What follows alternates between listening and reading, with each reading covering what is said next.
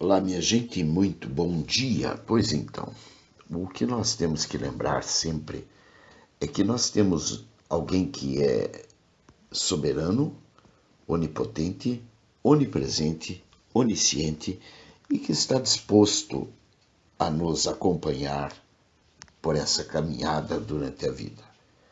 Esse é Deus, que por seu Divino Espírito nos acompanha, nos guia, nos liberta, nos restaura e nos conduz pelos caminhos por onde devemos andar. Muitas vezes nós escolhemos atalhos, nós pegamos este ou aquele atalho e isso acaba desagradando a Deus. Mas isso não quer dizer que ele esteja tão desagradado que não queira mais nos acompanhar. Não, muito ao contrário disso, acompanhar-nos ele quer, continua fazendo questão e vai continuar nos acompanhando. Afinal de contas, é exatamente o que ele, digamos, mais almeja, que é acompanhar-nos, que é guiar-nos, que é dar a nós as condições de que necessitamos para poder continuar nesta jornada. Deus, que foi o que tudo criou, foi ele que sonhou este planeta, foi ele que sonhou a vida com todas as suas nuances, com todos os seus calços e percalços. Foi ele que sonhou tudo, ele sabe, digamos, cada viela, cada pedra, cada buraco, cada ponte existente pelo caminho. Ele conhece todas as coisas. Ele sabe, por exemplo, que ao adentrarmos numa grande floresta, como que nós poderíamos sair dessa grande floresta? Ele sabe, por exemplo, quantos dedos de profundidade tem o mar. Dedos, eu não estou dizendo palmos, estou dizendo dedos. Ele sabe quantos dedos de profundidade tem a parte mais profunda do oceano. Ele sabe quantos dedos tem uma baleia, um tubarão, ele sabe quantos palmos tem entre o céu e a terra.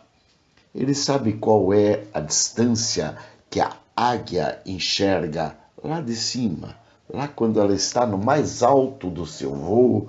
Ele sabe exatamente o que ela enxerga, como enxerga e, ao enxergar, o que ela pode fazer com aquilo que ela está vendo.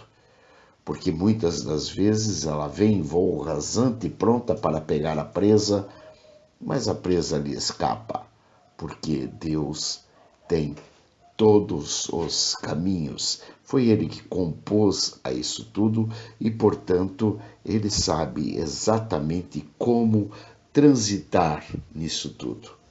Ao compor isso tudo, ele fez uma espécie de uma sinfonia para que nós pudéssemos seguir essa sinfonia ao longo da vida. Quando os instrumentos tocam, é natural que o corpo, se a música é adequada, o corpo entre na dança e vá dançando até que a sinfonia se acabe, digamos assim. Alguns momentos a dança, a música pode não estar tão agradável, porém, em alguns momentos o corpo terá, por obrigação, que acompanhar aquele ritmo, querendo ou não. E aí é que está o nosso Deus, porque Ele mesmo fazendo com que nós acompanhemos a dança ou a valsa, que nós tenhamos ao cabo e ao longo de tudo digamos, o preparo para poder encarar aquela dança. Como diz que Deus dá o frio conforme o cobertor, e isso é fato, não é fita. Ele realmente nos dá o frio conforme o cobertor. Veja bem, ele nos oferece tudo aquilo que nós queiramos para poder viver nesta vida. Porque, conforme diz na palavra, ele é o dono de tudo. Ele é o dono do ouro e da prata, ele é o dono dos céus, ele é o dono da terra, ele é o dono da água, ele é o dono de tudo o que nela há. Ele é o dono dos animais, ele é o dono dos seres humanos, ele, enfim, é o provedor, ele é o autor da vida. E como sendo o autor da vida, é claro que ele tem a condição de poder prover a mim ou a você, tanto faz, tudo aquilo que nós queremos para a nossa vida. É claro que algumas coisas que pedimos a Deus agrada-lhe muito mais do que algumas outras coisas. E é claro que nós, por nossa vez, queremos pedir a Deus aquilo que nos agrada e não aquilo que agrada a Deus. E o que nos agrada? Nos agrada ter uma boa vida, uma vida mansa, uma vida tranquila, uma vida sem dores, uma vida sem sobressaltos, uma vida onde você não tenha que se preocupar com conta de luz, com conta de água, com conta de colégio, que você não tenha que se preocupar com a compra de supermercado, ou com a compra de roupa, ou com o pagamento de shopping, ou com o pagamento de cartão de crédito, enfim. O ideal seria: estamos dormindo em berços esplêndidos, tomando sucos dos mais excêntricos, né, dos mais diferentes possíveis, e não nos falta a condição financeira para que nós possamos estar dessa forma, como um verdadeiro pachá deitado na rede e tomando o nosso suquinho de frutas e no ponto ideal, nem mais nem menos açúcar, mas sempre no ponto ideal.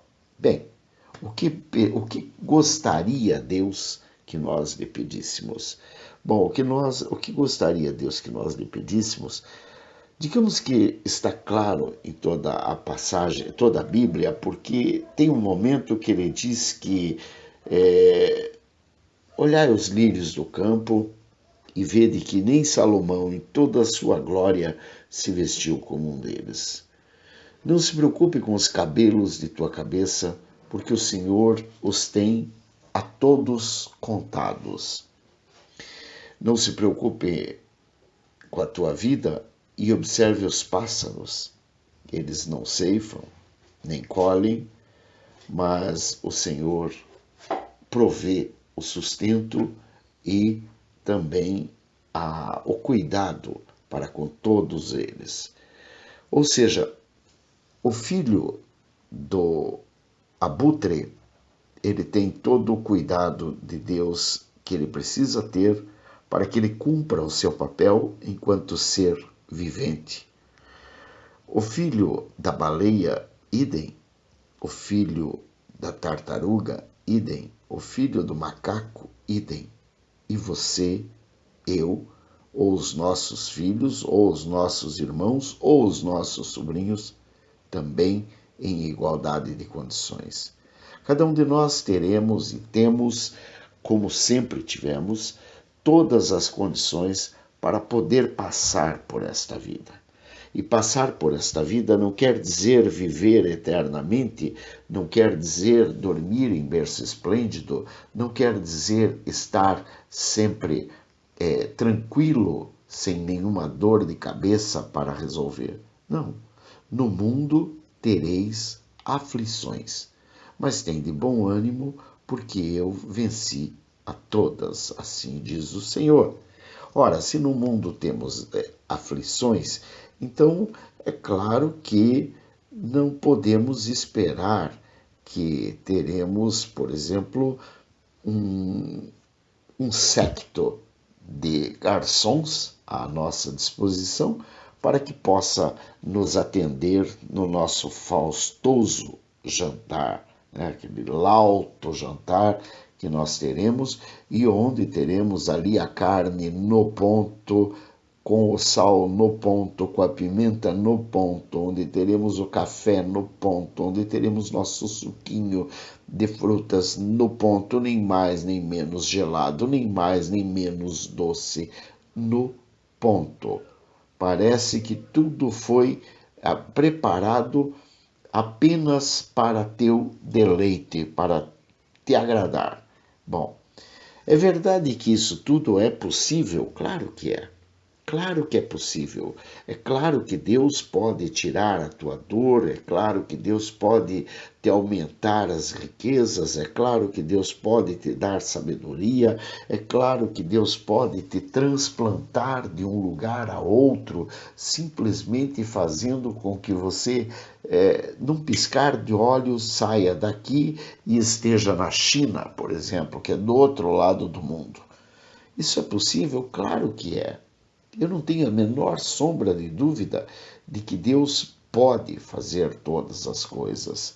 Ele pode me plantar grudado numa parede de ponta cabeça? Pode. Ele pode me fazer subir como um raio para a mais alta montanha sem que isso me cause qualquer dano? Claro que pode. Ele pode me descer da montanha como num raio lá de cima, jum, aqui no chão, sem que isso me cause qualquer dano, sem que isso tenha, sem que quando eu chegar ao chão eu não tenha que sofrer o impacto de, de pisar no chão novamente? Claro que pode. Ele tem todas as condições para fazer com que eu tenha a vida que eu sonharia. Agora, o fato de ele poder fazer que eu tenha a vida que eu sonharia não quer dizer que ele queira que eu tenha a vida que eu sonharia. Ele tem um projeto de vida desenhado para cada um de nós. Por esse projeto, ele inclusive nos permite que nós mesmos, por nosso livre-arbítrio, possamos interagir a cada momento. Então nós temos ali o caminho da direita, ou da esquerda, ou da frente, ou de trás. Nós temos inúmeros caminhos para seguir. Né? Qual você vai escolher? Isso é problema seu, não é um problema de Deus. Você pode até orar e clamar a Deus e pedir a Deus que te oriente no caminho que você deve seguir. Isso você não só pode, como deve fazê-lo. Porém, é claro que algumas coisas que estarão sob a sua liderança, sob a sua sabedoria, Deus não vai fazer para você. Ele vai permitir que você faça. Então você tem o caminho da direita que te dá X, o caminho da esquerda que te dá Y, o caminho tal que não te dá nada, mas que tem tais e quais flores penduradas. Enfim, existem inúmeros, digamos, coloridos nos diferentes caminhos que você poderá ter que escolher entre qualquer um deles. Ao escolher entre qualquer um desses caminhos, lá Deus estará. Ali Deus está. E é ali que ele vai agir. Ele vai prover a você o frio conforme o cobertor em qualquer um desses caminhos que você escolher. Você pode optar por ser jornalista, por ser engenheiro, por ser advogado, por ser médico, por ser dentista, não importa o que você queira fazer. Ali Deus estará. Agora, também não importa muito se você vai ser um pouco mais abusado, um pouco menos abusado, um pouco mais egoísta, um pouco menos egoísta, um pouco mais excêntrico, um pouco menos excêntrico. Não, também não importa. Ali Deus também estará. O objetivo dele é que nós vamos nos moldando durante essa vida, para que nós possamos chegar ao cabo e ao fim, como Paulo dizendo, cumpri a corrida. Enfim, cumpri a jornada, venci, estou pronto. Pode me levar, Senhor, pode fazer comigo para que se cumpra o restante daquilo que eu realmente não estou em condições de fazer. Por quê? Porque a gestação poderá estar terminando. E a gestação, quando termina, ela termina para a morte da lagarta e o nascimento da borboleta, ou seja, você chegou ao cabo da da gestação, portanto, você chegou ao cabo da vida, e daí vai morrer a lagarta para nascer a borboleta. Você vai passar desta para outra vida. A outra vida que você não tem a menor ideia do que seja, a outra que você não tem a menor ideia do que possa ser. A única ideia que você tem é aquilo que está escrito, a vida eterna, ou, ao contrário da vida eterna, a danação eterna, ou seja, aqueles que contribuíram para uma vida eterna a terão, e aqueles que contribuíram para a danação eterna a terão. Deus é democrático. Ele te permite que você escolha os teus caminhos e que você os trace, embora em todos eles ele ali está. É por isso que nós devemos nos conter. Então, se somos egoístas, sejamos menos egoístas. Se somos excêntricos, procuremos nos moldar a nossa excentricidade, a fim de que isso não venha a ofender a qualquer que seja. Se somos orgulhosos, que contenhamos nosso orgulho, que não permitamos que nossa soberba nos exalte acima daquilo que nós poderíamos estar sendo exaltados, a fim de que Deus possa nos exaltar. Porque no momento que você se exalta, é claro que você está tirando das mãos de Deus a condição e a possibilidade de Ele mesmo te exaltar. Bom, com relação a isso, eu tenho uma passagem maravilhosa que Deus me deu e que eu trago para o nosso conhecimento. Ela está lá no segundo livro de Crônicas, capítulo 1, versículos 7 a 13, onde diz que Salomão pede a Deus sabedoria. Naquela mesma noite apareceu Deus a Salomão e lhe disse: Pede-me o que queres que eu te dê. Respondeu-lhe Salomão: De grande benevolência usaste para com Davi meu pai, e a mim me fizeste reinar em seu lugar. Agora, pois, ó Senhor Deus, cumpra-se a tua promessa feita a Davi meu pai, porque tu me constituíste rei sobre um povo numeroso como o pó da terra. Dá-me, pois, agora sabedoria e conhecimento para que eu saiba conduzir-me à testa deste povo, pois quem poderá julgar a este grande povo?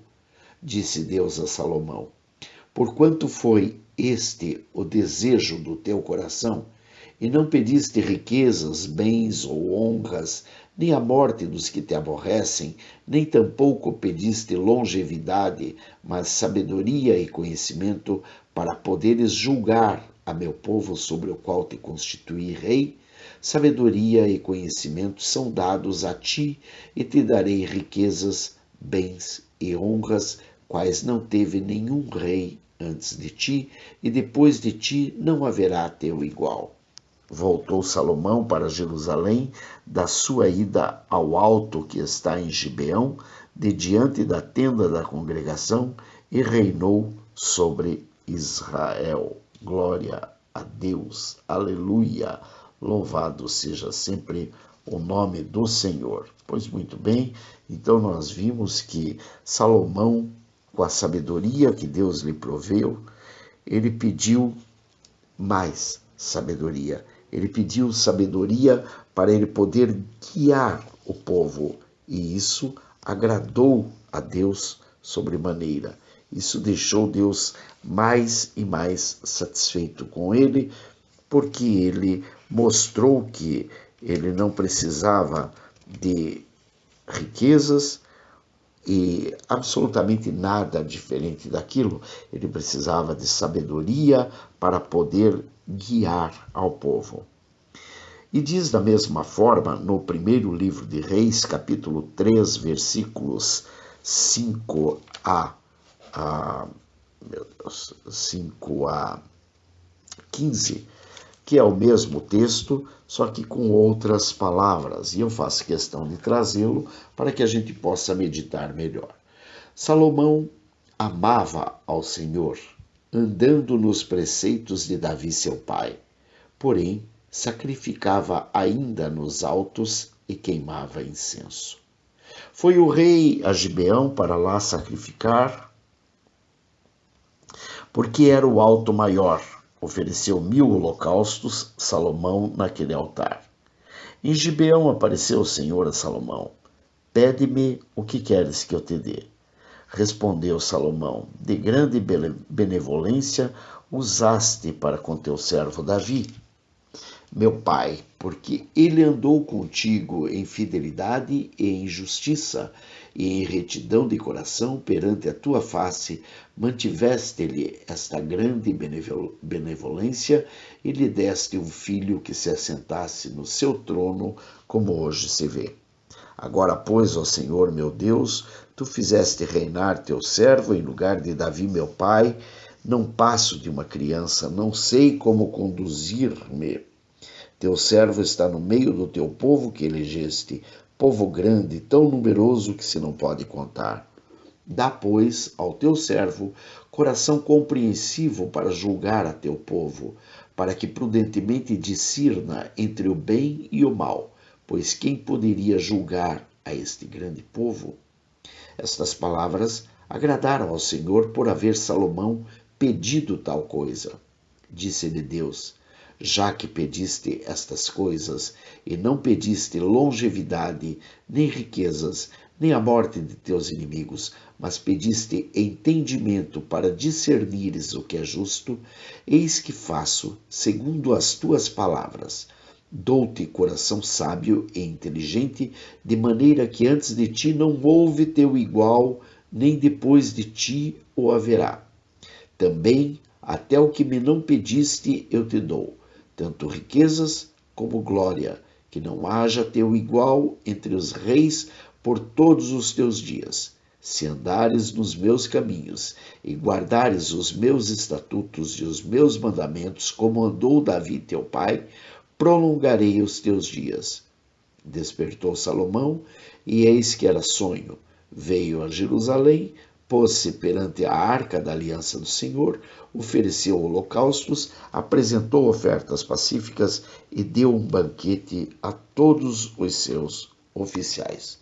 Então nós vemos aqui nas duas passagens a mesma história contada de formas distintas.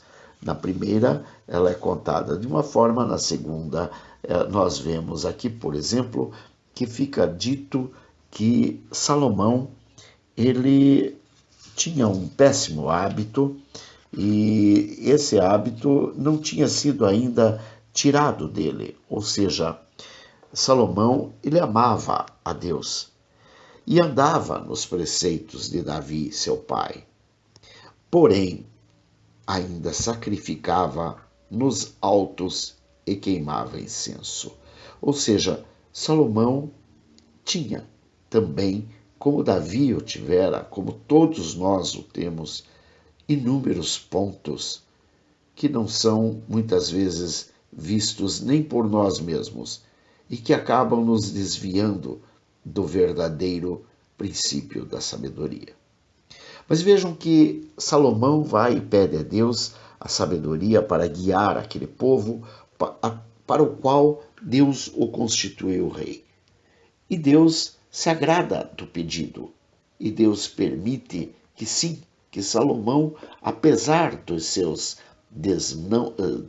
senões, dos seus desmandos, apesar disso tudo, que Salomão possa reinar com sabedoria, e não somente com sabedoria, mas tendo também as riquezas necessárias e etc., para poder estar à frente de tão grande povo.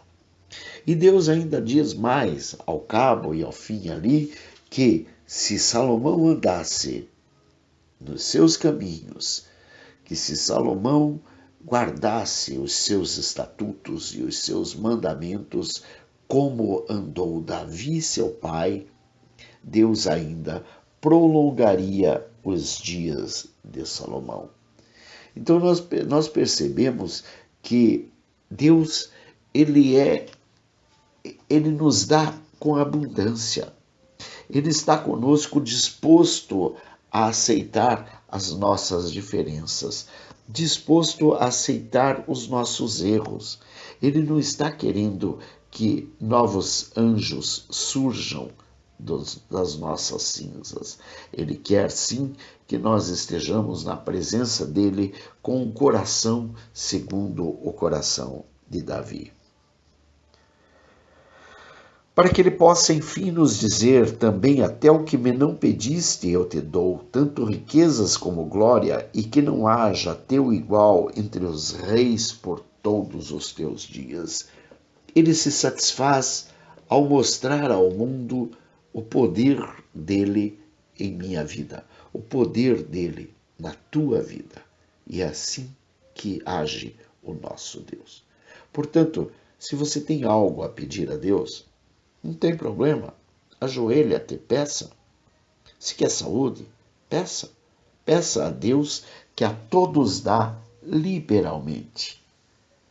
É claro que muitas das vezes nós podemos pedir algo a Deus e ele de repente pode dizer: não, ainda não é tempo, como aconteceu com o apóstolo, que ele reclamava ter um espinho na carne, e que aquele espinho na carne, segundo consta, acompanhou a ele durante toda a sua vida. Até hoje não se sabe qual era o espinho na carne, mas sabemos que Deus pode permitir que tenhamos sim um espinho na carne, para que nós possamos ser mantidos como pessoas que somos, e não ser, para que nossa soberba nos exalte acima daquilo que somos. De repente, ele pode nos dar uma fábrica de carros, né? Nós pedimos um carro para Deus e ele nos dá uma fábrica de carros, e com isso ele perde o servo que ele tanto amava. Então, muitas vezes é melhor que realmente nós não consigamos nem mesmo um jeguinho para poder subir em cima dele e andar. É melhor que muitas vezes nós possamos prosseguir a nossa caminhada andando cansados, com fardos pesados, mas sabendo que Deus é conosco. Para que dessa forma nós possamos louvar, honrar e glorificar a Deus, clamando para que se cumpra em nossas vidas tudo aquilo que o Senhor tem sonhado. E não para que se cumpra em nossas vidas os desejos do nosso coração. Pai, se tu queres, podes afastar de mim este cálice. Mas não seja o que eu quero, Senhor, e sim o que tu queres para a minha vida. Essas palavras foram ditas por Jesus. Está descrito lá no, se não me engano, no último capítulo 24 de Lucas, ou um pouco antes, onde Jesus clama a Deus e diz que se Deus quisesse, ele poderia afastar dos lábios de Jesus aquele cálice da maldição, aquele cálice da ira, mas que não fosse feito segundo o que Jesus queria. Jesus, o Deus, o Cristo, o Messias, o enviado. Então, que nós sejamos humildes a ponto de entender que muitas vezes Deus nos dá algo que não é bem o que queremos, mas é bem o que necessitamos para que a nossa caminhada se cumpra com classe, com garbo, com categoria. Que Deus te abençoe, que Deus te proteja, que Deus te guarde, que Deus te liberte, que Deus te restaure, no nome santo de Jesus. Eu não sou digno, mas a graça de Deus me basta. Eu quero agradecer a você que está aí, agradecer a todos que aí chegaram, ouvindo, e que eu sei que vão ajudar a divulgar este áudio. Então, eu quero agradecer com a bênção sacerdotal. Diz lá no livro de Números, capítulo 6, versículos 22 a 27.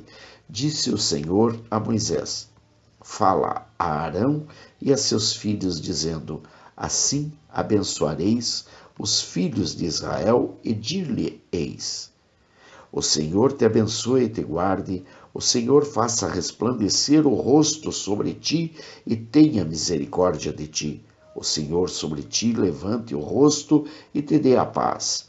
Assim porão o meu nome sobre os filhos de Israel e eu os abençoarei. Em nome de Jesus. Aleluia. Que Deus te abençoe, proteja, guarde, liberte e restaure. Em nome de Jesus. Amém e amém. Beijos. Bye. Fui.